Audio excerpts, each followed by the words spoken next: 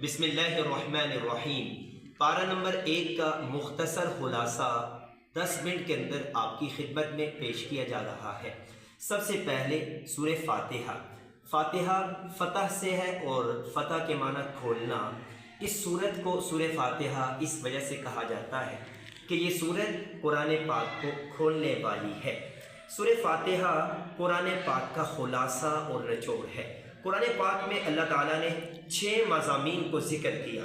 6 مضامین، ان 6 کے 6 مضامین کو اللہ تعالیٰ نے سورہ فاتحہ میں بھی بیان کیا ہے، جس طرح توحید، رسالت، آخرت، قیامت، اور اسی طرح احکامات، ماننے والے، اور اسی طرح اللہ کے نافرمان لوگ یعنی نہ ماننے والے۔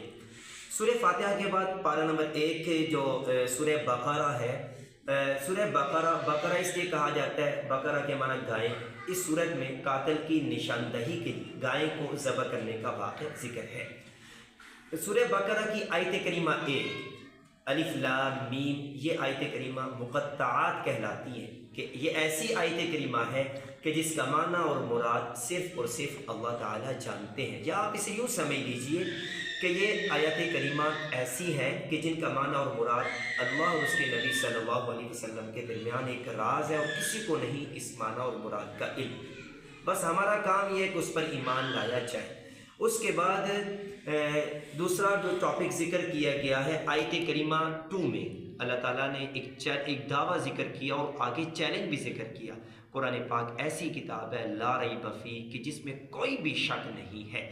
پھر اس کے بعد اللہ تعالیٰ نے پرہیزگار لوگوں کی 5 صفات ذکر کی ہے۔ نمبر 1 ایمان لاتے غیب پر، نمبر 2 نماز کو قائم کرتے، نمبر 3 اللہ کی راہ میں خرچ کرتے، نمبر 4 اللہ کی طرف سے بھیجے ہوئے پیغمبروں اور ان پر نازل ہونے والی کتابوں پر بھی ایمان لاتے ہیں، نمبر 5 آخرت پر بھی یقین رکھتے ہیں۔ پھر اس کے بعد اللہ تعالیٰ نے سورہ بقرہ پارہ نمبر 1 میں منافقین کا ذکر کیا ہے۔ منافقین کا ذکر کرتے ہوئے منافقین کی چند ایک نشانیاں اور ان کے اوصاف بھی ذکر کیے ہیں، اور یہ بات بھی سمجھا دی ہے کہ منافقت جو دل سے پکے کافر ہوں لیکن زبان سے اسلام کے دعوے دار ہوں، تو یہ بتا دیا کہ منافقت اور کفر اور سرکشی سے ہمیں بچنا چاہیے، اجتناب کرنا چاہیے۔ پھر اس کے بعد اللہ تعالیٰ نے حضرت آدم علیہ السلام کی خلافت کا ذکر کیا۔ اللہ تعالیٰ جب زمین میں اپنا نائب خلیفہ بنانے کا ارادہ کیا تو حضرت آدم علیہ السلام کو پیدا کیا۔ یہ آیت کریمہ 30 میں یہ ٹاپک موجود ہے۔ آدم علیہ السلام کو چند چیزوں کے نام بتا دیے، اور پھر سب فرشتوں کو جمع کیا، کہا کہ تم نام بتاؤ۔ فرشتوں نے کہا ہمیں نہیں علم، اتنا ہی علم ہے جتنا آپ نے ہمیں بتایا۔ تو آدم علیہ السلام نے فوراً ساری چیزوں کے نام بتا دیے۔ سب فرشتوں کو حکم دیا کہ آدم علیہ السلام کے سامنے سجدہ کریں، سب نے سجدہ کیا۔ ابلیس، یہ حکم ابلیس کو بھی تھا، ابلیس نے سجدے سے انکار کر دیا، شیطان نے اور وہ مردود ہو گیا۔ تو اس ٹاپک سے ہمیں کیا بات معلوم ہو گئی کہ آزمائشوں کے دوران اللہ کی طرف رجوع کرنا چاہیے۔ جس طرح آدم علیہ السلام نے توبہ کی تو ہمیں بھی اللہ کے حضور توبہ کرنی چاہیے۔ پھر اس کے بعد بنی اسرائیل ایک ایسی قوم گزری ہے، اس کا بھی تذکرہ کیا۔ یہ آیت کریمہ 40 آیت کریمہ میں ذکر کیا کہ بنی اسرائیل کا تذکرہ کیا، اور بنی اسرائیل پر جو انعامات اللہ نے نازل کیے ان انعامات کو بھی ذکر کیا ہے کہ بنی اسرائیل کو اللہ نے اس زمانے کی باقی قوموں پر فضیلت عطا کی۔ بنی اسرائیل کو اللہ نے من و سلوہ قدرتی خوراک کا انتظام کیا آسمان سے۔ بنی اسرائیل کو سمندر کے اندر 12 راستے اللہ نے بنا دیے، اور اسی طرح پتھر سے 12 چشمے بنی اسرائیل کے لیے اللہ نے نکال دیے۔ تو بنی اسرائیل کے اس واقعے سے ہمیں ان تمام تر انعامات سے ہمیں یہ بات معلوم ہوتی ہے کہ بنی اسرائیل نے جو انعامات کی نشکری کی، اس سے ہمیں یہ سبق ملتا ہے کہ بنی اسرائیل کی غلطیوں سے سبق حاصل کیا جائے، اور اللہ کے احکامات جو ہیں ان تمام تر احکامات میں کسی قسم کی بھی کوتاہی اور غفلت نہیں کرنی ہے۔ پھر اس کے بعد اللہ تعالیٰ نے قاتل کی نشاندہی کے لیے گائے کو ذبح کرنے کا حکم ذکر کیا۔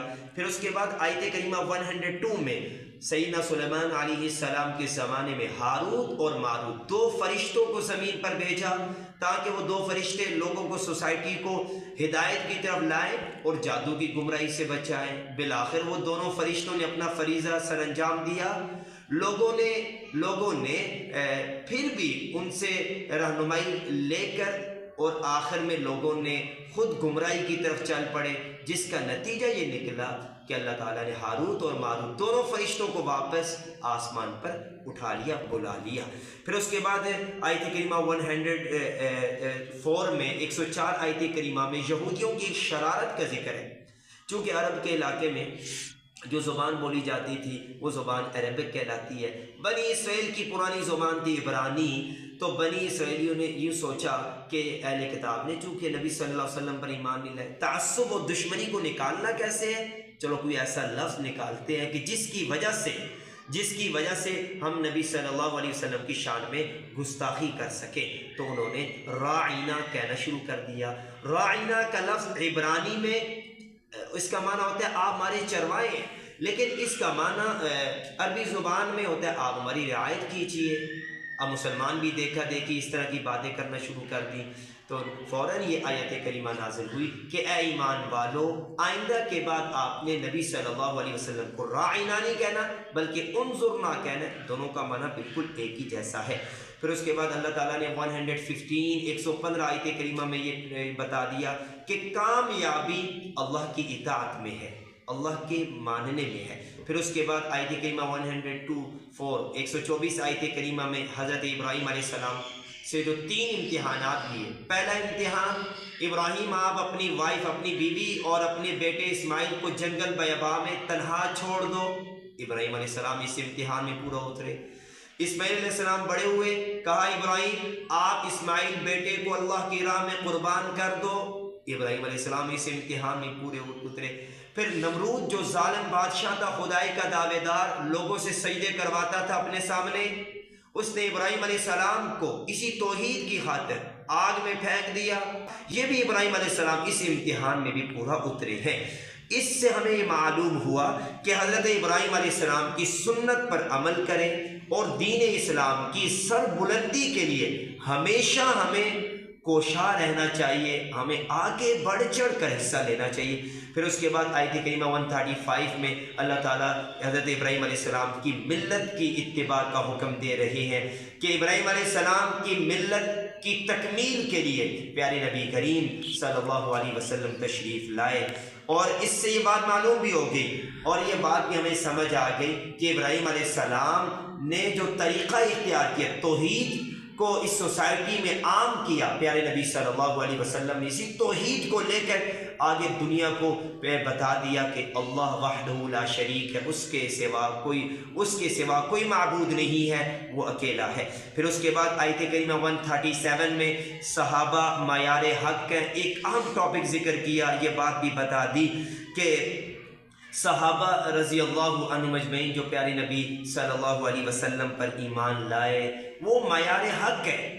پھر نبی صلی اللہ علیہ وسلم نے ایک موقع پر یوں بھی فرمایا کہ میرے صحابہ آسمان پر چمکتے دمکتے ستاروں کی طرح ہیں، آپ ان میں سے جس کی بھی اقتداء کرو گے ہدایت اور کامیابی پاؤ گے۔ اور صحابہ کرام نے جس قدر دین نبی صلی اللہ علیہ وسلم سے سیکھا اسی قدر دین نہ تو اس میں کمی کی نہ اضافہ کیا، جس قدر آپ کو نبی صلی اللہ علیہ وسلم نے سکھایا صحابہ کرام نے اسی طرح دین دنیا کے کونے کونے تک پہنچایا ہے۔ اس لیے آپ صلی اللہ علیہ وسلم نے فرمایا کہ ان میں سے کسی کی بھی اقتداء کرو گے تو آپ کامیاب ہو جاؤ گے۔ پارہ نمبر 1 کا خلاصہ اس ویڈیو میں آپ کے سامنے ہم نے رکھ دیا ہے۔ انشاءاللہ العزیز نیکسٹ ویڈیو میں پارہ نمبر 2 کا خلاصہ آپ کی خدمت میں پیش کیا جائے گا۔ اللہ تعالی ہمیں قرآن و سنت کی روشنی کے مطابق زندگی گزارنے کی توفیق عطا فرمائے، آمین۔